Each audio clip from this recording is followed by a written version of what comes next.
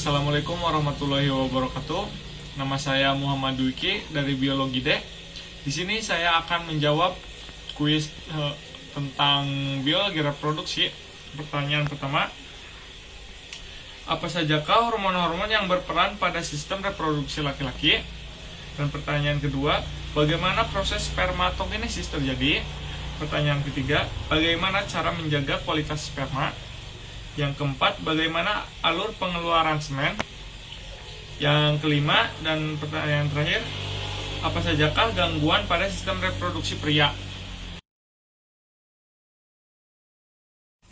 Jawaban soal nomor pertama adalah hormon yang berfungsi dalam reproduksi pria. Yang pertama adalah hormon perangsang folikel atau follicle stimulating hormone. Hormon ini sangat penting agar organ reproduksi pria dapat menghasilkan sperma. Yang kedua ada luteinizing hormone. Saat hormon ini dilepaskan ke dalam darah, akan terjadi produksi dan pelepasan hormon testosteron sebagai hormon utama pada pria. Yang ketiga ada hormon testosteron. Produksi hormon testosteron pada masa pubertas memicu berbagai perubahan fisik, seperti pembesaran testis dan skrotum, penis yang semakin memanjang, suara yang semakin berat, serta tumbuhnya rambut di sekitar alat kelamin, wajah, dan ketiak. Spermatogenium. Spermatogenium merupakan tahap pertama pada spermatogenesis yang dihasilkan oleh testis. Spermatogenium terbentuk dari 46 kromosom dan 2 N kromatid. Spermatosit primer. Spermatosit primer merupakan mitosis dari spermatogonium. Pada tahap ini tidak terjadi pembelahan.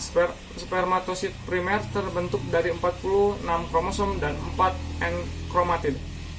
Selanjutnya spermatosit sekunder. Spermatosit sekunder merupakan meiosis dari spermatosit primer. Pada tahap ini terjadi pembelahan secara meiosis. Spermatosit sekunder terbentuk dari 23 kromosom dan 2 N kromatid.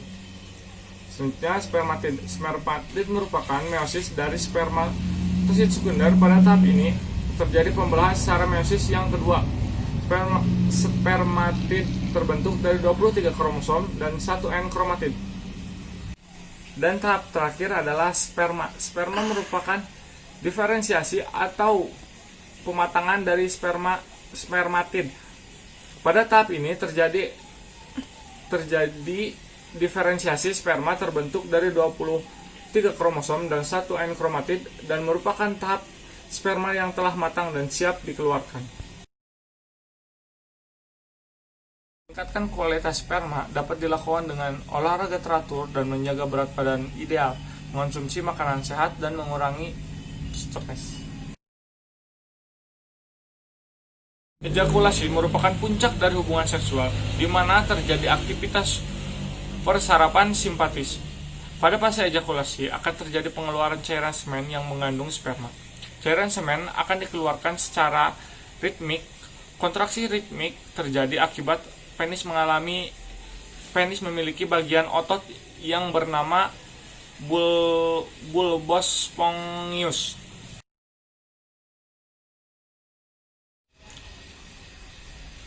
Contoh gangguan pada sistem reproduksi pria adalah yang pertama ada hidrokel, penyakit pada alat reproduksi pria di mana kondisi kantong testis dipenuhi oleh cairan yang mengelilinginya. Biasanya hidrokel tidak terlalu membahayakan testis. Contoh lainnya adalah balanitis, penyakit pada alat reproduksi pria. Ini adalah kondisi iritasi atau peradangan yang terjadi pada bagian ujung penis. Sering diderita oleh anak laki-laki yang penisnya belum disunat. Sekian dari saya.